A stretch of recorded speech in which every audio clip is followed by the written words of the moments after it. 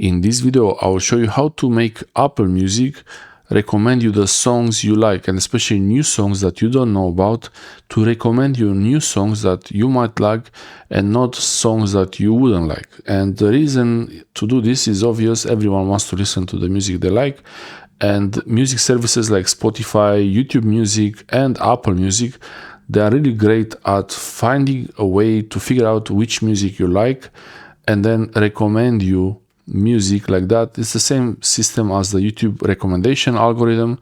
You have people who have similar interests, and you know someone is liking something and maybe you will like it also. This is a really great way to discover new music.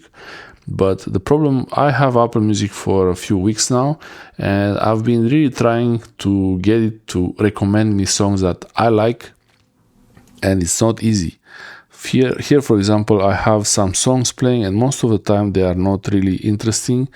And one way to do this is to use the star option. You like something. If you like a song, you have to use the star option. Give it a star. I don't even know this song now. I'm not sure if I should give it a star. Probably no. Okay. Let's find one that I like. For example, this one. So, for example, this artist here, Omfo or whatever it's called, I could give it a star here. So give it a star. That means this tells the recommendation algorithm for Apple Music that I like this song and similar songs to this will be good. If I don't want to hear this song, for example, this one, if I have another song that I don't like, I'm not playing the song now because of copyright reason. The song is playing, you see it playing, but it's the volume is on 0. If I don't want this type of song to be recommended often to me, I could press on that 3-dot menu and tap suggest less. And you can check that you did it because you have the undo feature. So you can really undo it if you don't want to. If you change your mind, you can even give it a star. And then you don't have the option to suggest less, but I can undo the star like that. Then I could suggest less here. So yeah, if you don't know where you are, it's always good to go home. It's a bit confusing sometimes, this interface, so it's not really great for me. For example, this one, I gave it a star. I like this song. And another way to make the Apple Music recommendation algorithm to really know what music you like, you find playlists and you listen to those playlists, and if you like them, you can start the whole playlist. That's gonna be a great shortcut to get the Apple Music to show you the music you like. So tap on the search. I search for techno and you search for playlists here, change to playlists. And then, for example, this one, if I like some of these songs in this playlist, I like this one, I like this one. These are really nice songs, I like them. And then these two also, they are nice for me, at least.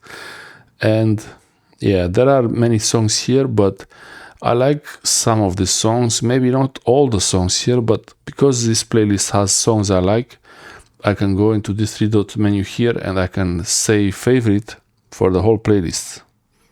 And now I have the option to undo. And if I did favorite for the whole playlist, now I have a star next to the playlist there. You see the star there also. So that means I have this playlist in the favorites together with the songs also.